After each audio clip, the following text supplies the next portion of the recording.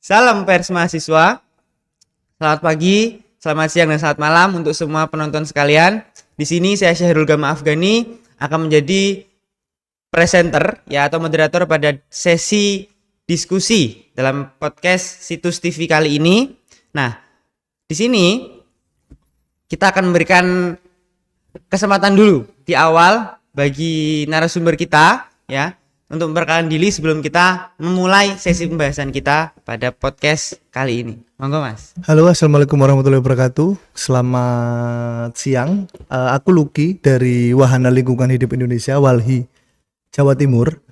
Aktif di divisi kampanye dan jaringan publik Walhi Jatim. Terima kasih. Oke. Ya, suatu kehormatan bagi kita semua ya. Di sini kita akan saling berbagi perspektif dan berdiskusi karena dalam kesempatan kali ini kita akan membahas sebuah isu yang mungkin masih terus terjadi dan bergulir serta sempat hangat di beberapa waktu sebelumnya, yakni terkait reklamasi pesisir utara Surabaya dan keberdampakannya dengan keberlangsungan ekosistem laut dan kehidupan sosial nelayan. Ya, seperti yang kita ketahui bersama lah Mas bahwa sempat ada polemik yang begitu kompleks dan begitu ramai bahwa terkait pelaksanaan atau wacana reklamasi di sekitar pesisir utara Surabaya, seperti itu. Nah, mungkin untuk di awal jenengan bisa memberikan sedikit pengantar gitu untuk memperkenalkan kita semua bagaimana wacana polemik reklamasi ini bergulir dan hingga sekarang seperti apa situasi dan perkembangannya, seperti itu. Oke, terima kasih. Jadi ketika bicara soal reklamasi di Surabaya, ini memang jadi pembicaraan yang cukup hangat di beberapa bulan terakhir lah. Di media nasional, di media lokal ini banyak yang menuliskan. Ketika bicara soal reklamasi yang direncanakan di Surabaya, tentu kita nggak bisa dilepaskan dari sebenarnya ada proyek apa sih ada rancangan apa sih kok sampai ada rencana untuk reklamasi di Surabaya. Itu kan sebenarnya yang terpenting untuk kita diskusikan. Jadi proyek reklamasi di Surabaya ini itu bagian dari proyek strategis nasional Surabaya Waterfront Line. Jadi kita akan coba bedah dulu sebenarnya proyek strategis nasional ini apa sih, PSN ini apa sih. Jadi kalau kita bicara soal proyek strategis nasional atau PSN ini memang salah satu rencana prioritas yang dimiliki oleh pemerintah, terutama dia dibawahi oleh Kementerian Koordinator Bidang Perekonomian, Menko Perekonomian, yang memang mereka merancang beberapa kebijakan prioritas untuk kemudian dijadikan sebagai proyek strategis nasional. Proyek strategis nasional ini dia berhubungan dengan beberapa proyek-proyek yang memang berhubungan dengan publik, energi, kemudian telekomunikasi, kemudian transportasi, pendidikan, kemudian dan lain sebagainya lah. Cuman memang dia jadi salah satu proyek yang memang diprioritaskan untuk pemerintah lah. Surabaya Waterfront Line ini termasuk dalam PSN baru yang dikeluarkan oleh Menko Perekonomian di tahun 2024. Jadi 24 Maret kemarin Menko Perekonomian itu mengeluarkan Permenko nomor 7 tahun 2024. Jadi itu perubahan kelima draft PSN. Jadi ada penambahan 14 proyek plus 2 program, dan di dalamnya termasuk Surabaya Waterfront Line. Jadi penambahan 14 proyek dan 2 program ini berkaitan dengan pembangunan Surabaya Waterfront Line, kemudian ada di Surabaya, kemudian ada pembangunan sarana pendidikan biomedical di Serpong, kemudian ada juga penambangan migas lepas pantai. Jadi memang penambahan 14 PSN baru ini jadi sudah ada aturannya di Permenko Perekonomian ya nomor 7 tahun 2024. Nah, sebelum kita bicara soal proyek reklamasinya, ada baiknya kita mengenal dulu sebenarnya waterfront ini apa sih. Oke. Ya. Jadi setelah kita tahu bahwa SWL ini bagian dari PSN dan mengenal PSN itu apa, kita coba untuk mengenal sebenarnya waterfront itu apa sih. Jadi dari beberapa sumber yang sudah dihimpun oleh Wahana Lingkungan Hidup oleh Wali Jatim, memang waterfront ini salah satu bentuk perancangan kota ya, terutama wilayah perkotaan yang dia berbatasan dengan air. Jadi dalam sejarahnya waterfront city ini dia pertama kali lahir dari pemikiran seorang pengembang properti di Amerika namanya James Ross tahun 1970. Jadi ada satu 1970 ya di Amerika. Jadi ada satu kota lama namanya Baltimore. Baltimore ini jadi salah satu kota kumuh lah di wilayah Amerika. Di wilayah USA dia jadi salah satu kota kumuh namanya Baltimore. Dan karena dia termasuk dalam kota pinggiran, sehingga dia jarang sekali dapat perhatian dari pemerintah. Jadi kotanya itu kumuh, kemudian ekonominya lesu. Nah, kemudian si James Ross ini dia datang ke Baltimore untuk kemudian punya rencana membangun satu kawasan pertokoan di sekitar Baltimore itu. Kemudian dia bekerja sama dengan pemerintah untuk membentuk satu waterfront. Akhirnya kemudian lahir yang namanya Waterfront City dari Baltimore itu. Kalau mau cek mungkin bisa dicek di websitenya ya. Baltimore Waterfront itu sekarang jadi salah satu kota pariwisata lah. Jadi satu kota pariwisata yang memang cukup terkenal di United States, USA. Jadi itu sejarah kemunculan waterfront. Jadi memang yang perlu digarisbawahi adalah waterfront ini pertama dia muncul untuk menata perekonomian, yang kemudian mendorong perbaikan juga di bidang-bidang lain, sosial, kemudian kebersihan. Tapi yang jadi dasar adalah perbaikan perekonomian, jadi pendirikan toko, menjadikan satu wilayah yang berbatasan dengan air itu sebagai untuk dikunjungi orang, entah itu pariwisata maupun sebagai ini ya, sebagai pasar lah. Jadi itu kalau kita bicara soal Surabaya Waterfront. Sebelum kita ke reklamasi ya, itu ya. Reklamasi ini jadi salah satu bagian dari proyek Surabaya Waterfront Land. Jadi reklamasi itu secara gampang itu menimbun wilayah laut lah atau wilayah pesisir pantai lah. Dia ditimbun dengan daratan, kemudian untuk memperluas wilayah daratan atau untuk membentuk pulau-pulau baru. Jadi dalam rencana SWL ini akan ada rencana reklamasi di dalamnya. Nah, reklamasi ini dia jadi salah satu topik yang cukup ini ya, cukup banyak disorot lah, terutama oleh organisasi non pemerintah yang bergerak di bidang lingkungan, Walhi, Greenpeace, WWF dan lain-lain lah, atau juga pengamat kota, akademisi sebagai salah satu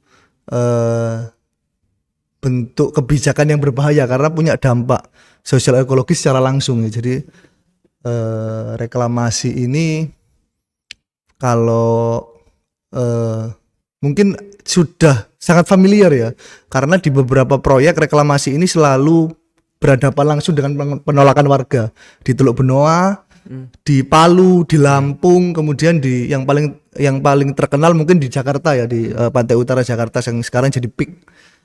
Jadi itu sih kalau kita bicara soal reklamasi. Jadi ini bagian dari PSN.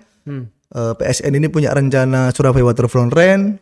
Surabaya Waterfront Land ini ada rencana untuk mereklamasi. Jadi itu kalau kita bicara soal reklamasi yang ada di Surabaya. Oke, mungkin pengantar yang begitu menarik ya kawan-kawan sekalian, karena ini sebagai suatu hal yang sebetulnya relatif familiar bagi kita. Banyak proyek-proyek reklamasi serupa seperti itu ya. Namun ada yang pada akhirnya bisa bergulir dan akhirnya rampung ya, dan membawa kebermanfaatkan.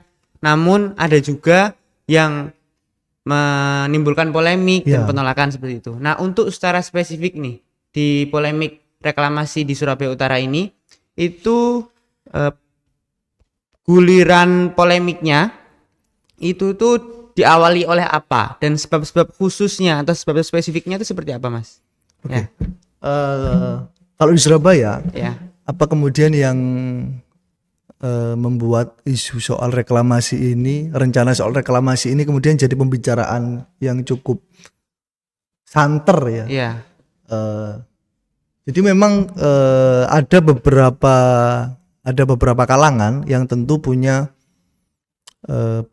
pandangannya masing-masing ya. Oke. Kalau untuk isu Surabaya Waterfront Land dari kelompok-kelompok NGO lingkungan tentu akan punya perspektif soal reklamasi ini akan membahayakan biota laut yang pertama, karena pembangunan reklamasi ini tentu akan membuat air laut di sekitar pantai utara Surabaya ini akan jadi keruh pertama itu. Kemudian akan ada sedimentasi. Jadi reklamasi itu kan dia menimbun laut dengan pasir. Oke. Nah, biasanya alat berat yang digunakan untuk untuk proses reklamasi ini, pengerukan, ya pengerukan ini dia akan terendap di bawah laut. Karena reklamasi dari risetnya Walhi Nasional, ternyata reklamasi ini mempengaruhi kekuatan arus laut. Jadi arus laut ini semakin berkurang ketika direklamasi. Jadi timbunan-timbunan bekas galian untuk reklamasi ini biasanya dia akan tertimbun di laut, dan itu yang akan merusak karang, merusak padang lamun yang biasanya itu jadi tempat bertelurnya ikan. Itu yang pertama. Yang kedua, di sekitar pesisir Surabaya dari yang direncanakan di Kenjeran, dari Kenjeran pantai utara sampai ke Rungkut, sampai pantai timur Surabaya, Pamurbaya, itu memang ada gugusan mangrove ya, hutan mangrove, dan tentunya ini akan berbahaya untuk jumlah mangrove yang ada di Surabaya, yang tiap tahun sudah berkurang. Jadi kalau di risetnya Walhi, jumlah mangrove di Surabaya di tahun 80 itu mencapai 300.000 sekian hektar. Tapi di tahun 2021 data terakhir dari Pemprov Jawa Timur itu hanya tersisa 25.000 hektar sekian lah. Artinya ada pengurangan lebih dari 80% hutan mangrove yang ada di Surabaya. Nah, tentunya rencana proyek reklamasi ini akan berbahaya ya. Kemudian yang ketiga, ini yang paling menjadi sorotan bagi Walhi Jawa Timur ya. Karena proyek reklamasi ini akan mempengaruhi dua aspek sekaligus. Yang pertama mempengaruhi lautan karena akan direklamasi. Yang kedua akan mempengaruhi wilayah lain, entah daratan atau lautan, karena penambangan pasir. Jadi untuk mereklamasi satu laut itu kan pasti dibutuhkan pasir untuk menimbun. Nah, tentunya pasti dari proyek reklamasi tentu akan berhubungan dengan proyek penambangan pasir laut. Nah, biasanya pasir laut ini dia bisa ditambang di darat atau bisa ditambang di wilayah laut. Nah, kalau dari datanya Walhi Nasional, 1 hektar lahan reklamasi itu membutuhkan sekitar 1 hektar lahan reklamasi itu butuh bentar. Oke.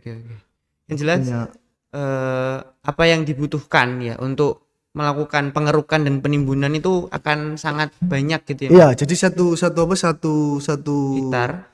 hektar pulau reklamasi itu membutuhkan pasir sebanyak 632.000 meter kubik. Jadi tinggal dikalikan, kalau di SWL ini kan rencananya akan ada 1084 hektar. Ya, jadi tinggal dikalikan. Ya, dikalikan 632.000 meter. biasa. Tentunya ini akan berbahaya untuk wilayah lain karena penambangan pasir kalau dilakukan di darat, kalau di Jawa Timur kan biasanya di Lumajang atau di daerah Mojokerto, tentu itu akan mengancam kehidupan yang ada di sana, entah itu kehidupan masyarakat atau kehidupan habitat alami yang ada di sana. Kalau itu dilakukan di laut, penambangannya dilakukan di laut, akan ada double layer. Jadi laut ini dia sudah direklamasi, dia juga ditambang untuk reklamasinya. Itu yang kemudian jadi catatan. Itu kalau dari pandangan ini ya, dari pandangan NGO lingkungan maupun dari biasanya akademisi akan punya gambaran-gambaran seperti itu. Tapi kalau dari sisi masyarakat sekitar, kalau dari yang ditemui oleh Wali Jatim atau yang aku baca lah, jadi nelayan ini punya ketakutan ketika ini direklamasi, mereka tidak akan bisa melaut lagi karena terutama nelayan-nelayan yang dia nelayan air dangkal karena sudah direklamasi, dia melautnya harus jauh nih, harus lebih jauh. Biasanya lebih membebani nelayan karena dia harus mengeluarkan ongkos untuk beli solar ini lebih banyak. Nah, itu yang kemudian jadi ketakutan untuk nelayan. Selain itu, setelah dibangun reklamasi yang dia mempengaruhi mangrove dan mempengaruhi biota laut nih, terumbu karang, padang lamun, tentu ikan-ikan di sekitar sana pasti akan berkurang. Jadi penghasilan mereka juga pasti akan berkurang. Padahal alokasi dana mereka untuk tadi solar dan akomodasinya besar, tapi malah pemasukannya berkurang. Iya, berkurang seperti itu ya. Itu dari beberapa kejadian ya di Jakarta Utara, di PIK, Pantai Indah Kapuk, kemudian di Teluk Benoa atau di Palu. Itu rata-rata terutama di PIK ya, itu punya problem yang sama. Jadi nelayan mengeluhkan kalau setelah adanya reklamasi, mereka harus melaut lebih jauh pertama, yang kedua hasil tangkapannya pasti berkurang karena habitat ikannya rusak. Jadi itu yang dipermasalahkan oleh masyarakat sekitar pesisir ya, nelayan ya. Kedua soal hilangnya ketika wilayah mangrove hilang, artinya tidak ada penahan ketika terjadi abrasi. Di Jakarta itu karena setelah pembangunan pulau-pulau F, pulau G yang sempat ramai kemarin kan, setelah mangrove di situ hilang, akhirnya terjadi banjir rob. Jadi ada beberapa perkampungan nelayan di sekitar Jakarta itu akhirnya tiap bulan mereka harus menghadapi banjir rob. Nah, itu yang jadi problem untuk dari kacamata nelayan. Tapi beda lagi kalau itu dari sisi pemerintah pusat, pemerintah provinsi, pemerintah kota ataupun pihak swasta yang memang dia jadi pemegang proyek ya. Jadi tentunya gambarannya adalah ini akan punya andil dalam pembangunan ekonomi, dalam pemerataan infrastruktur, dalam pengembangan sumber daya manusia, seperti itulah. Itu kalau soal apa isu yang kemudian santer di Surabaya Waterfront Land. Pun kalau kita tetap bicara pada dampak ekologisnya seperti itu, karena kan yang bisa semua orang ketahui seperti itu ya, karena ini sudah bergulir dan sudah terjadi kan. Ada wacana-wacana penumbuh kembangan atau bisa dibilang proyek mangrove ya, penyelamatan mangrove itu yang menjadi salah satu wacana ekologis milik pemerintah kota. Nah, ini kan menjadi satu kontradiksi ya kan, dimana ketika pemerintah kota juga menggalakkan wacana penyelamatan mangrove gitu ya sebagai bentuk penjaminan area pinggiran seperti itu. Nah, malah justru dihadapkan dengan wacana lain ya terkait reklamasi ini yang kemudian juga akan mengurangi gitu luasan area mangrove seperti itu kan. Nah, untuk lain persoalan gitu ya, yang kemarin sempat ramai juga kan karena DPRD kota itu kan juga menyampaikan penolakan seperti itu. Nah, tadi seperti yang Anda bilang tadi kan bahwa pemerintah kota gitu dan seterusnya kan merasa hal ini kan menguntungkan dan kurang apa ya, bisa dibilang merugikan masyarakat dan lain sebagainya seperti itu. Nah, tapi ternyata juga ada penolakan dari DPRD itu seperti apa, Mas? Jadi memang kalau kita bicara soal kebijakan proyek strategis nasional atau PSN itu memang sempat ada saling lempar lah. Jadi pemerintah kota berkata kalau PSN ini adalah proyek dari pusat, pemerintah pusat dan juga pemerintah Pemprov selaku pemegang proyek ya, dan pihak swasta tentunya, PT Granting Jaya. Tapi kan yang kemudian jadi pertanyaan adalah sampai sejauh mana kemudian pemerintah kota Surabaya ini bisa menyesuaikan rencana reklamasi ini atau rencana pembangunan SWL ini dengan program rencana tata ruang dan rencana tata wilayah ya, RT RW yang ada di Surabaya tentunya. Benar. Karena kemarin sempat Pak Wali Kota itu bilang kalau ya kita akan mendukung selama ini punya dampak yang positif untuk perekonomian, tapi dengan catatan mangrove yang ada di sekitar utara Surabaya sampai ke arah timur ini harus bertambah, bukan berkurang. Jadi itu catatan yang kemudian diberikan oleh Wali Kota Surabaya untuk pemerintah pusat dan pemerintah provinsi, seperti itu. Jadi kalau berbicara mengenai penolakan di tingkat DPRD kota, aku nggak tahu ya nanti akan bergulirnya akan ke arah mana. Tapi tentunya kalau dari beberapa proses sosialisasi itu memang pihak pemerintah mencoba untuk menampung sebanyak-banyak aspirasi, terutama karena ada penolakan di kelompok-kelompok masyarakat pesisir di tingkat akar rumput ada penolakan memang, tapi nggak tahu akan sejauh mana bergulirnya. Jadi kalau dari Wali Jatim sendiri kita nggak akan fokus ke arah soal peran pemerintah kota atau DPRD kota ya, badan legislatif sih, tapi karena itu akan bergulirnya pasti nggak tahu kita akan ke arahnya kemana. Tapi kita fokus untuk pertama pasti soal kampanye mengenai dampak reklamasi dan juga riset bagaimana kemudian ini berdampak pada kerentanan masyarakat di wilayah pesisir.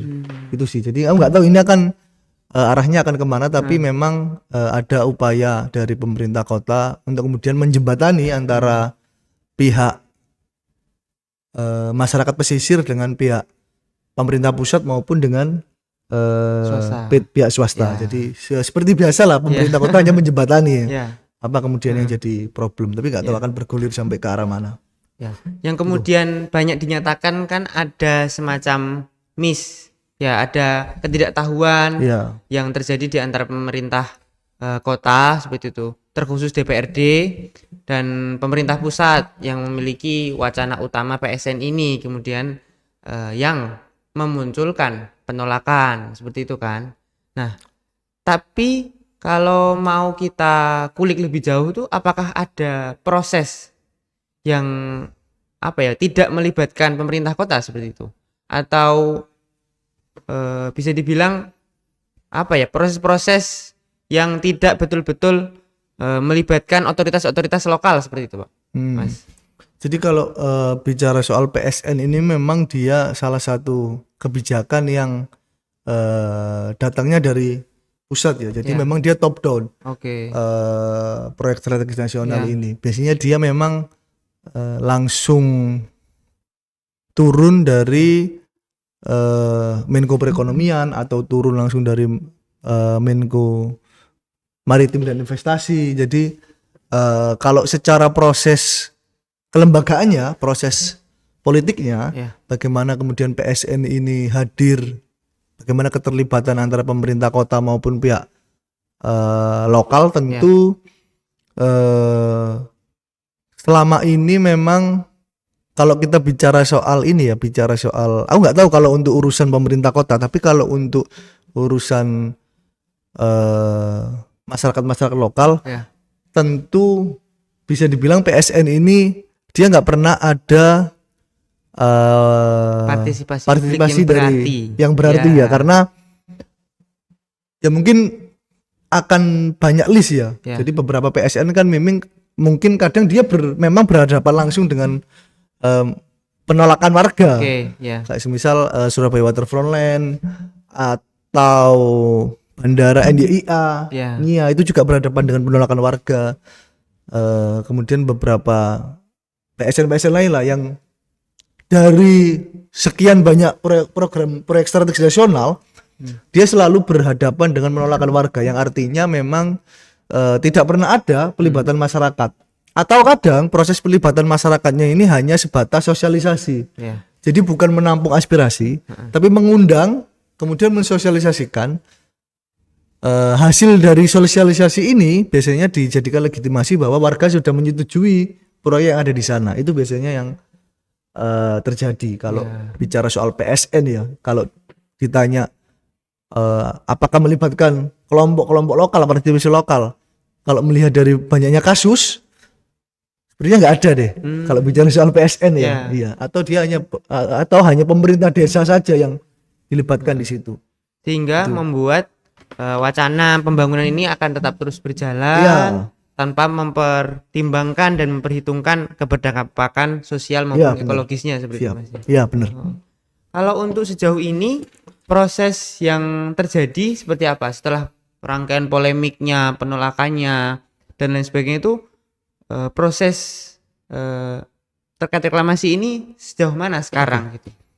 Kalau soal rencana reklamasi dari ini, proyek Surabaya Waterfront Land ini, itu memang ada sosialisasi, tapi lagi-lagi konteksnya adalah sosialisasi. Jadi kalau dari berita-berita yang aku baca, yang beredar itu memang pihak DPRD kota itu mengundang kelompok-kelompok nelayan ya, organisasi nelayan, kemudian mensosialisasikan soal rencana SWL atau rencana reklamasi dalam SWL itu.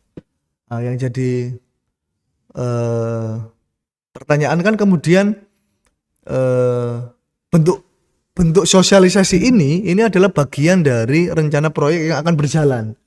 Artinya proyeknya sudah digedok dulu nih. Kemudian ada pihak swasta yang sudah berinvestasi nih, baru ini disosialisasikan. Jadi memang tidak ada pelibatan dari awal, atau memang kalau mencoba untuk membalik logikanya, ya karena memang pembangunan Surabaya Waterfront Land ini bukan untuk publik, tapi untuk investasi, seperti itu. Jadi makanya kenapa mereka akhirnya tidak melibatkan secara aktif partisipasi masyarakat lokal, tapi memang disosialisasikan setelah ada investasi yang masuk ke sana. Yang sebetulnya menjadi tuntutan atau menjadi orientasi utama suara masyarakat gitu, berbagai komunitas-komunitas yang bergerak di bidang ekologis, kemudian masyarakat lokal dan komunitas-komunitas nelayan, itu sebetulnya apa, Mas? Oke, kalau dari pandangan kelompok-kelompok yang kontra ya dengan proyek reklamasi, organisasi non pemerintah di bidang lingkungan, kemudian nelayan atau masyarakat sekitar pesisir, itu tentu tuntutannya adalah tidak ada reklamasi, karena pertama dia akan punya dampak buruk terhadap ekologi karena akan merusak merusak mangrove, kemudian merusak biota laut, terumbu karang dan lain-lain. Ditambah lagi belum lagi penambangan pasir di luar proyek reklamasi yang juga akan berbahaya untuk wilayah tersebut. Kemudian kalau dari kacamata masyarakat lokal, nelayan, itu adalah akhirnya mengganggu mata pencarian mereka. Jadi mereka yang biasanya bisa melaut dengan leluasa, akhirnya setelah ada reklamasi, bahkan sebelum ini pulaunya jadi, ketika proses pembangunan tentu akan mengganggu. Pasti itu pasti mengganggu proses mereka untuk mencari ikan. Waktunya tidak sebentar juga untuk pembangunannya. Nggak akan sebentar juga karena proyeknya lama. ini akan mengganggu mata pencarian mereka. Jadi mereka yang biasanya bisa mencari ikan leluasa bisa mendapatkan ikan dengan jumlah tertentu, akhirnya mereka nggak bisa leluasa lagi dan berkurang jumlah tangkapan mereka. Dan tentu yang paling jadi atau paling berbahaya dari adanya proyek reklamasi ini adalah merubah wilayah laut yang seharusnya dia itu jadi public property atau common property, properti publik ya. Laut ini kan dia tidak dikuasai oleh perseorangan ya, tapi kemudian negara punya wilayah tertentu dalam batas-batas laut. Dan ini dijadikan sebagai common property atau properti bersama. Nah, ketika ada reklamasi dan kemudian punya kerjasama dengan pihak swasta, tentunya akan menghilangkan common property dari laut ini. Jadi akhirnya dia akan jadi kepemilikan pribadi, akan jadi private property. Dan tentunya siapa yang bisa mengakses wilayah yang sudah direklamasi ini tentunya orang-orang yang memang jadi target investasi ini. Kalau di rencana reklamasi Surabaya Waterfront Line itu kan si PT Garanting Jaya ini dia punya rencana untuk membagi 4 pulau buatan. 4 pulau buatan. Ya. Jadi zona A, zona B, zona C dan zona D. Kalau zona A untuk bentar aku mau ngecek. Di zona A ini 84 hektar untuk pariwisata dan hunian. Di blok B ini 120 hektar untuk zona perikanan. Di blok C ini 260 hektar untuk zona kemaritiman, dan terakhir blok D seluas 620 hektar pusat hiburan dan bisnis. Artinya kalau kita bicara soal peruntukan wilayah reklamasi, artinya dia memang difokuskan dalam investasi ekonomi ya, karena memang semuanya fokus ke pariwisata dan hunian, fokus ke hiburan dan bisnis. 620 hektar. Jadi ini nggak ada sama sekali keterkaitannya untuk pertumbuhan ekonomi atau pemerataan infrastruktur, tapi memang murni investasi ekonomi. Ya, lebih-lebih soal meningkatkan kesejahteraan masyarakat, nelayan, dan upaya untuk tetap menjaga ekosistem laut seperti itu ya. Jauh gitu. Kalau kita bicara soal itu ya. Sehingga apa yang menjadi tuntutan serta orientasi utama dalam penolakan reklamasi ini tentunya untuk betul-betul membatalkannya ya, dan untuk tetap mempertahankan apa yang ada sekarang. Apa yang ada sekarang ya. Iya. Namun karena tetap bergulir seperti ini, dengan tetap berkaca dari banyak kasus-kasus yang ada di berbagai daerah, apa yang bisa diproyeksikan Mas, atau yang bisa diprediksikan gitu terkait alur polemik reklamasi ini seperti itu? Nah, kalau kita bicara soal ini akan bergulir sampai kemana, karena memang ini PSN, tentu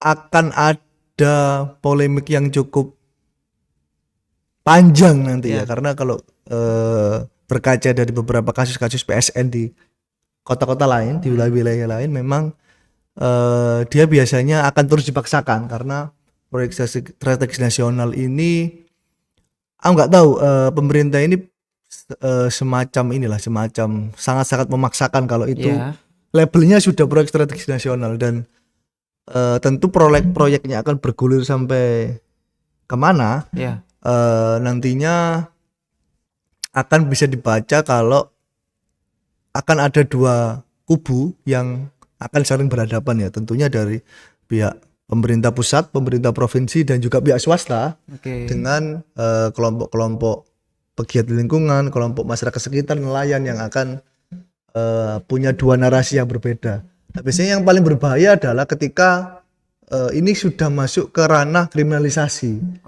Karena kalau kita bicara soal PSN, biasanya akan dihadapkan dengan hambatan-hambatan hukum seperti itu. Di ataupun represivitas aparat biasanya Ya. kan. Kalau kita bicara New York Jakarta International Airport, mereka dihadapkan oleh kekerasan aparat dan juga kriminalisasi. Di beberapa PSN lain juga pasti dihadapkan seperti itu. Di reklamasi Teluk Jakarta Ya. itu dihadapkan dengan kriminalisasi.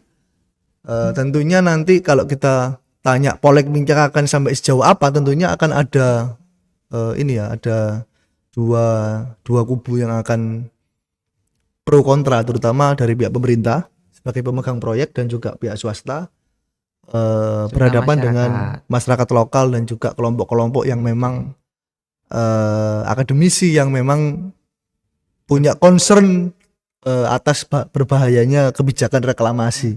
Nah, yang paling berbahaya nantinya ketika ini sudah meruncing akan bermuara ke bentuk-bentuk kriminalisasi oleh pemegang proyek ya, terutama kepada kelompok-kelompok yang memang tidak sepakat dengan adanya proyek ini. Itu sih yang paling polemiknya akan sampai sejauh itu kalau kita bicara soal PSN.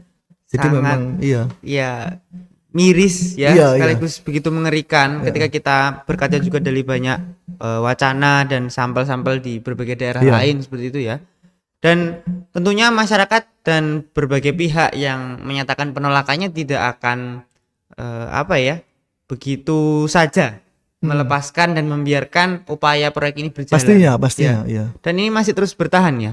Masyarakat dan Walhi serta banyak komunitas-komunitas lain tuh bertahan untuk melakukan penolakan-penolakan. Iya, mengkampanyekan ya lebih tepatnya soal apa sih dampak reklamasi. Kalau Walhi masih sampai pada taraf itu.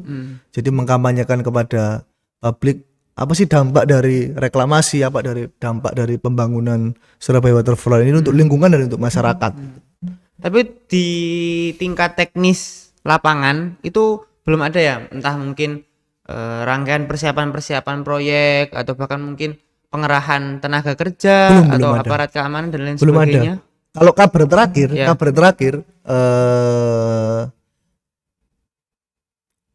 ada beberapa PSN ini biasanya kan juga akan mengarah ke situ. Pasti ada beberapa tawaran-tawaran lah dari pihak swasta yang dia menjanjikan keuntungan khusus untuk nelayan-nelayan yang mereka menerima atau masyarakat sekitar pesisir yang mereka menerima ataupun mendukung pembangunan proyek Surabaya Waterfront Ranch. Jadi mereka dijanjikan bekerja di sana. Jadi narasi-narasi PSN yang umum lah. Mereka akan dijanjikan kerja di sana atau mereka akan dijanjikan diberikan perumahan di pulau reklamasi tersebut. Mereka dijanjikan diberikan kompensasi dalam bentuk uang ketika proyek ini sudah selesai. Maksudnya narasi-narasi PSN seperti biasanya. Tapi kalau untuk kapan proyek ini akan berjalan itu memang belum ada. Dan ini masih terus perlu kita kawal bersama-sama ya. Tentunya. Ya, karena tidak bisa kita sangka-sangka kapan ini bermula dan lain sebagainya. Dan proses-proses ini kan mungkin sekarang lagi meredup ya. Polemik ini kan ndak lagi jadi atensi utama masyarakat seperti itu ya.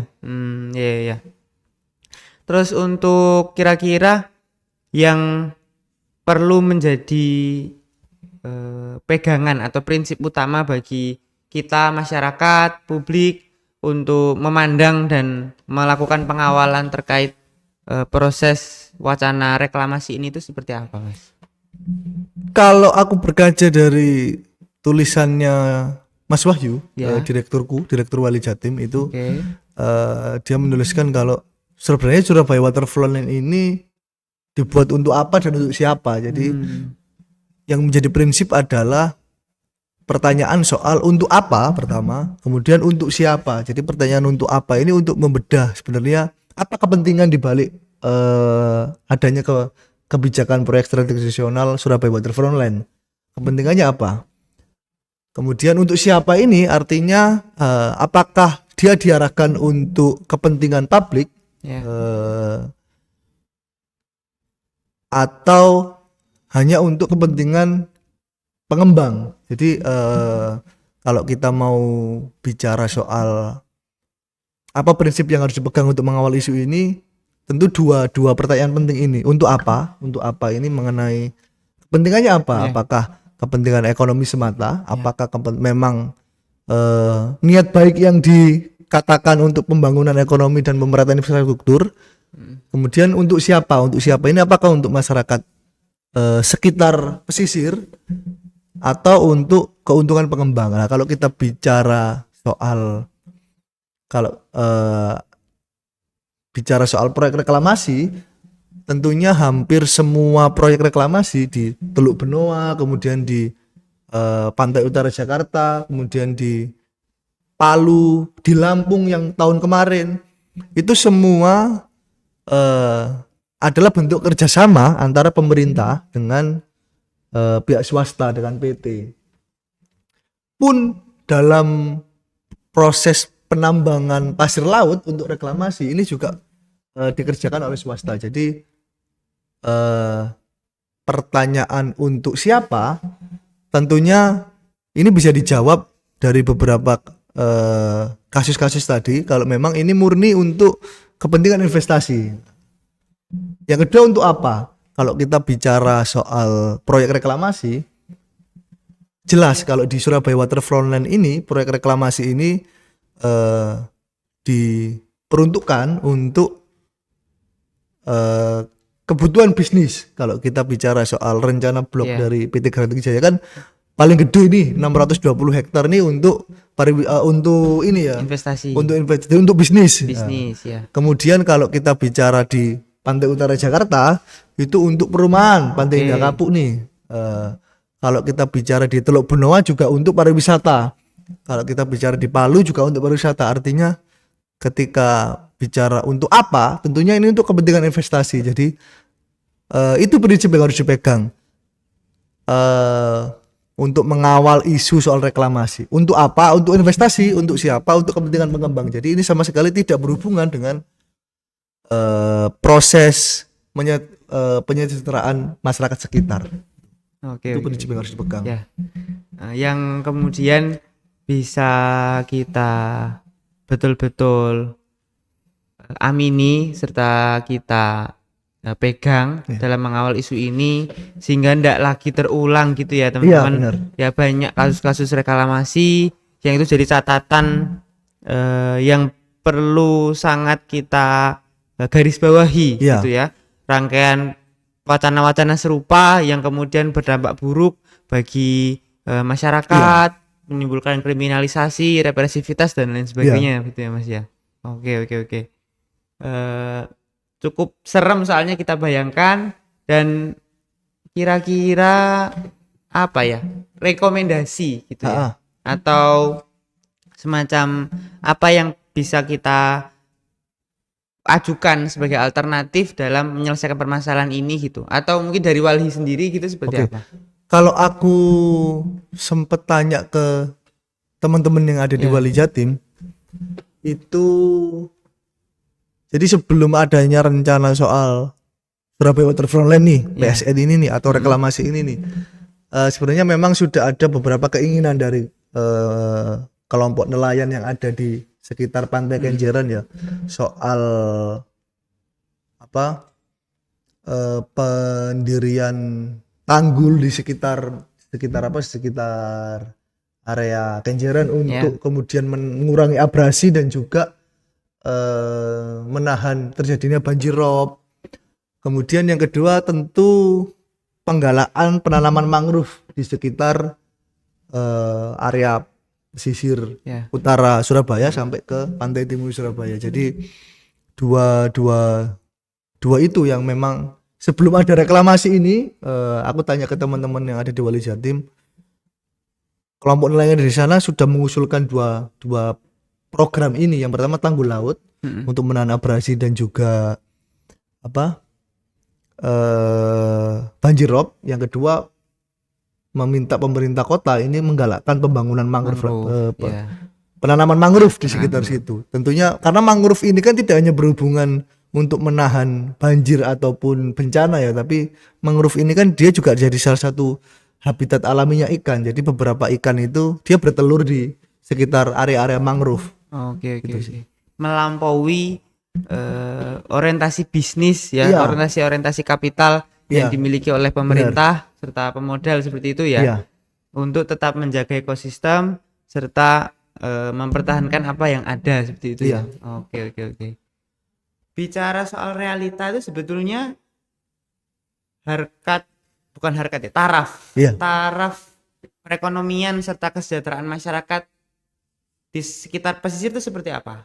Atau mungkin dampak positif yang telah muncul dari tatanan masyarakat, sosial serta perekonomian yang ada di pesisir itu untuk sejauh ini itu seperti apa? Nah, ini ada satu artikel yang menarik dari IDN Times. Jadi ini nih judulnya, nelayan Wonorejo mengaku lebih nyaman melaut. Ini menarik karena si penulis berita, si jurnalis ini dia mewawancarai langsung nelayan dari Wonorejo, dan nelayan dari Wonorejo ini menjawab kalau dia akan tetap menolak proyek Surabaya Waterfront Land karena pertama ini akan menghilangkan mata pencahariannya dia secara alami sebagai nelayan terutama. Terus si nelayan ini bilang kalau oke lah kalau kita dijanjikan untuk kerja di Surabaya Waterfront Land di Pulau Baru itu, tetap saya akan milih jadi nelayan. Karena apa? Nelayan itu bebas kalau kata dia. Bebas ini dalam artian dia bisa menentukan jam kerjanya sendiri, dia bisa menentukan kapan dia bisa selesai untuk pulang, kemudian dia bisa menentukan berapa hasil tangkapan yang dia butuhkan. Nah, jadi berbeda dengan ketika dia akhirnya bekerja di Surabaya Waterfront Land di proyek ini ya. Tentunya pasti akan ada tuntutan regulasi 8 jam kerja, kemudian dia hanya harus masuk setiap hari, sedangkan nelayan kan dia bisa menentukan aku mau libur kapan, itu kebebasanku sendiri. Jadi ini cukup menarik ya, karena yang dikatakan ini bukan hanya soal ketakutan mengenai hilangnya mata pencarian, tapi soal kalau ini proyeknya jadi terus kemudian aku gak bisa jadi nelayan, jadi pekerja di situ, kebebasanku itu hilang. Jadi itu yang cukup menarik. Terus kemudian dia juga mengatakan kalau aku kalau ini dibangun dan aku kerja di sana, ya pasti bayaranku gajiku hanya sebatas upah minimum regional. Sedangkan nelayan dalam musim-musim tertentu, dalam musim-musim panen ikan itu bisa 2 kali lipat atau 3 kali lipat upah minimum regional. Jadi artinya kalau ditanya bagaimana keadaan sosial yang ada di sana, sebenarnya dalam taraf tertentu kita nggak bisa mengukur soal apakah mereka sejahtera ya dari versi hitung-hitungan ekonomi. Tapi kalau dari pernyataan di artikel ini menarik karena pertama yang ditekankan itu soal kebebasan. Jadi dia kapan bisa bekerja, kapan bisa melaut, berapa jam dia melaut, itu yang jadi penekanan ya. Dan dalam waktu tertentu di musim panen nih, ternyata penghasilannya bisa lebih besar dari penghasilan kalau dia harus bekerja di proyek itu, kalau memang proyek itu akan jadi tetap dilangsungkan. Itu sih yang sayangnya menarik. Ya suara-suara hati kecil ya masyarakat ya, kemerdekaan serta prinsip-prinsip kebebasan yang jadi landasan fundamental kehidupan masyarakat itu ndak betul-betul terdengar oleh pemerintah. Apa yang jadi orientasi pembangunan serta prinsip-prinsip kebijakan itu tidak menyentuh sampai sedalam itu. Sampai ke sedalam itu. Oke. Jadi dengan bergulirnya proyek ini kan bisa jadi perhatian ya, concern kita semua, karena ini juga terjadi di ruang lingkup yang begitu dekat dengan kita teman-teman semua, bahwa ini jadi pelajaran. Tentu kita tidak bisa lantas membiarkannya teralih dalam banyak isu-isu lain gitu. Ini harus tetap jadi isu yang terus kita kawal bersama-sama sampai apa yang kemudian betul-betul ditakdirkan kepada kita gitu ya sebagai masyarakat. mungkin apa yang jadi apa ya statement utama dari Anda secara pribadi ya, kok jenengan terus sih Jawa nih banget ya. Oke. Dari Anda secara pribadi dan Walhi seperti itu terkait rangkaian polemik ini secara khusus seperti itu, atau mungkin dalam lingkup yang lebih luas terkait persoalan-persoalan reklamasi, terus pembangunan proyek strategis nasional ini seperti itu seperti apa, Mas? Oke, kalau dari aku ya, yang paling penting itu untuk menekankan bahwa proses penolakan atau Ya. proses kontra dari satu proyek ini harus ditempatkan dalam porsi yang pas atau porsi yang sesuai koridor. Penolakan atau gambaran Wali Jatim soal dampak reklamasi terhadap biota laut ini dibangun dari argumentasi yang ilmiah. Jadi memang ada risetnya, ada pengamatan lapangannya. Kemudian yang kedua, argumentasi masyarakat pesisir soal reklamasi akan menghilangkan mata pencariannya, akan mempersempit area menangkap ikan, akan memperkecil hasil tangkapan. Ini juga lahir dari pengalaman mereka sehari-hari. Artinya penolakan ini harus diletakkan dalam pembacaan kelompok dari realitas yang mereka hadapi. Kalau Wali Jatim tentunya dari pendekatan ilmiah ya, riset, pengamatan langsung. Kalau masyarakat pesisir tentunya dari pengalaman sehari-hari. Jadi karena kadang itu yang kemudian jadi